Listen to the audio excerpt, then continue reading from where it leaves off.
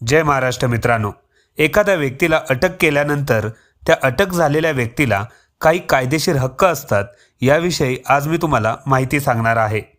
एखाद्या व्यक्तीला अटक झालेली आहे तर त्या व्यक्तीस अटक करण्यात का येत आहे हे त्याला जाणून घेण्याचा अधिकार असतो। अटक करण्यात आलेल्या व्यक्तीला 24 तासाहून अधिक काळ स्थानबद्ध करून ठेवायचे नसते।